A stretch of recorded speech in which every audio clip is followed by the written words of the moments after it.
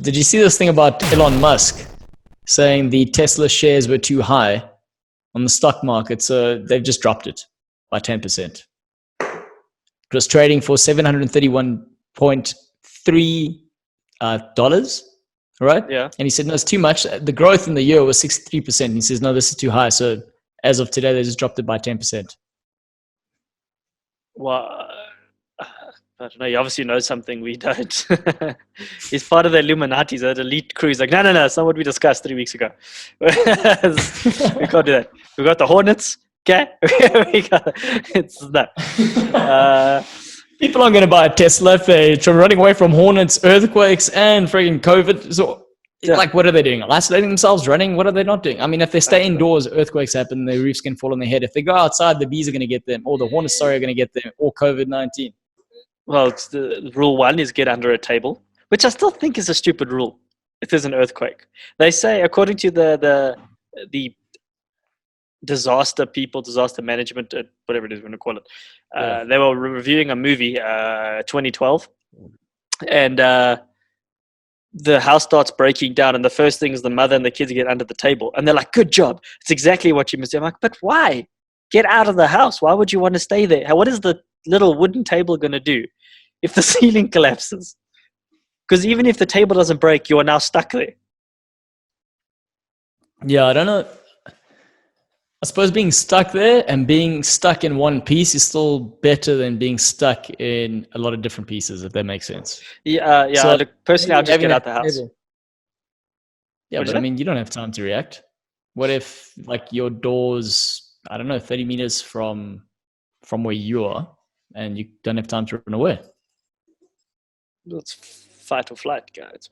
You're not going to fight it. You might as well flight it. Yeah, but I mean, you were asking, like, what's the point of getting underneath the table? And that's why I said I understand it's a form of protection above you.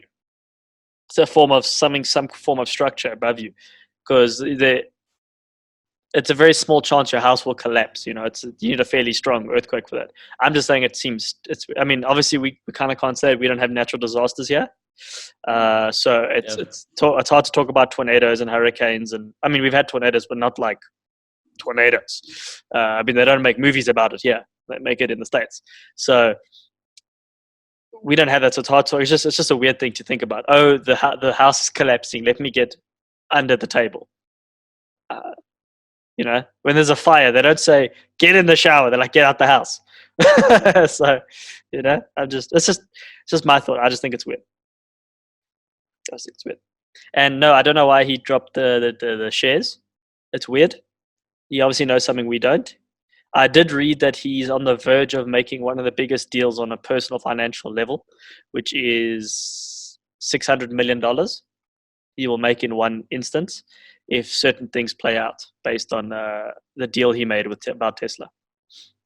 Yeah, but I suppose also dropping the shares just from a business sense, I mean, it makes sense, right? Especially if he's trying to make another deal somewhere else and he's trying to get money from the one place and move it somewhere else. Yeah. If it's really expensive, no one's going to be buying it, especially now.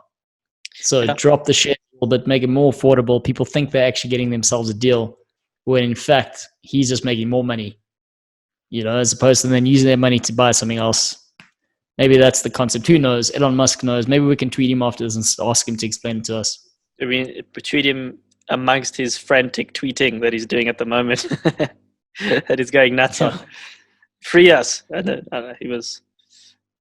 He's a strange guy, but he's South African, so I'm proud of him. But that's partly one of the reasons. I think he went through a lot growing up, which is why he's pretty strange. But I suppose it's because he's so strange that he's come up with all these ambitious ideas. I think one of his favorite lines, I haven't read his book. Have you read his book? No. Yeah. Neither have I. But I don't read much. So, yeah. I couldn't tell. Yeah, well, because my vocabulary is super tiny. Anyway, so one of his famous lines is when he talks about entrepreneurship, and he says, how do you pronounce that word? I said entrepreneur. It's an entrepreneur. Wait, in South Africa we say entrepreneur. Anyway, he was talking about that, and he said it is That's similar. a random thing. Yeah. It is similar to staring into the abyss and chewing glass. And I always felt that that was quite a vivid picture as to anyone who wants to start their own thing, you know, taken from the words of Elon Musk. I mean, he is quite an extreme person, so I don't know. Yeah, look, that is a very, I guess you could say, an artistic viewpoint, the way he would put that.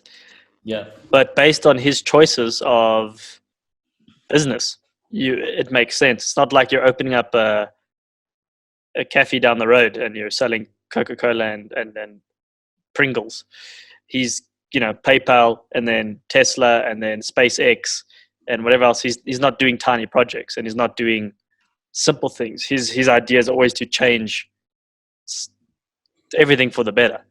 At least that's what he says. I mean, now he's putting the satellites in space to shoot down free Wi-Fi. Who else is doing that stuff right now?